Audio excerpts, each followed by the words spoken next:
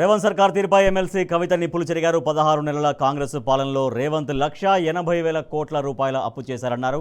తెచ్చిన అప్పుతో ప్రభుత్వం ఒక్క ప్రాజెక్టు కట్టలేదు, తట్టెడు మట్టి కూడా తీయలేదని విమర్శించారు. 80,000 కోట్లు అప్పు వడ్డీలకు ప్రభుత్వం చెల్లిస్తే మిగతా 1,00,000 కోట్లు ఎక్కడికి పోయాయి అని నిలదీశారు.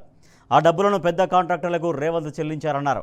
అందులో 20,000 కోట్ల రూపాయలు నేరుగా రేవంత్ రెడ్డి ఖజానాలోకి వెళ్లాయని ఆరోపించారు. ఎప్పుడు మాట్లాడుతూ ఉంటారు 8 లక్షల కోట్ల అప్పు చేసిరు కేసీఆర్ గారని.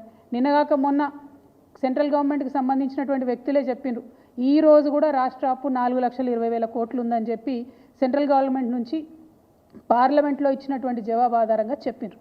కానీ ఈ 16 నెలల్లో రేవంత్ రెడ్డి గారు తీసుకొచ్చినటువంటి అప్పు 1,80,000 కోట్లు దాటిపోయింది. ఆ తర్వాత కొంచెం మేము స్టడీ చేసినాం, మరి 1,80,000 కోట్లు అప్పు తెచ్చిండు ముఖ్యమంత్రి గారు, ఈయన ఏం చేసిండు దీంతోనే అని.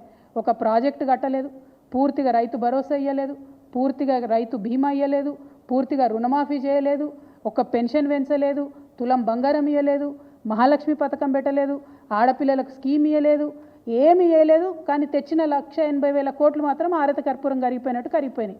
లెక్కలు బాగా తీస్తే తెలిసింది ఏంటంటే కేవలం 80,000 కోట్లు మాత్రమే ఇదివరకు చేసినటువంటి అప్పులు చెల్లించడానికి ఈ ప్రభుత్వం ఉపయోగించింది. ఇంకా 1,00,000 కోట్లు ఎక్కడికి పోయినాయి? మరి ఆ జవాబు చెప్పాల్సినటువంటి అవసరం ప్రజలకు ఉంది. ఇవాళ నేను డెఫినెట్గా ఆధారాలతో ఆరోపణ చేస్తూ ఉన్నాను.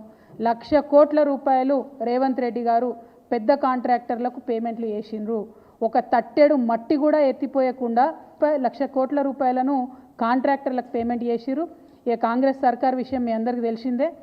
వాళ్ళు 20% సర్కార్ కమిషన్ కాబట్టి 20% కమిషన్ సర్కార్ కాబట్టి అందులో 20,000 కోట్లు డైరెక్ట్గా రేవంత్ రెడ్డి గారి సొంత ఖజానాకు పోయిందని ఇవాళ నేను ఆరోపణ చేస్తూ ఉన్నాను. ఇది తప్పైతే ప్రభుత్వం తరఫు నుండి శ్వేతపత్రం రిలీజ్ చేయండి. మీరు 1,00,000 కోట్లు ఏం చేసిండ్రో చెప్పండి. 80,000 కోట్లు మీరు డెట్ పే చేసినట్టు మొన్న బడ్జెట్లో ఇచ్చినటువంటి డాక్యుమెంట్స్ ద్వారా తెలిసింది. కానీ ఇంకా ఎందుకు అప్పు తెస్తున్నారు? తెస్తుంటే దానికి ప్రణాళిక ఎక్కడ ఉంది? ఏం ప్రాజెక్టు కట్టిండ్రు? ఇవాళ నేను కాదు, గ్రామాలలో ఉన్నటువంటి ప్రజలు బాధపడుతున్నారు. పల్లె ప్రగతి మొత్తం పడకేసింది. కనీసం మోరీలు క్లీన్ చేసేటటువంటి పరిస్థితి లేదు, ఈ జీతాలు ఇచ్చేటటువంటి పరిస్థితి లేదు.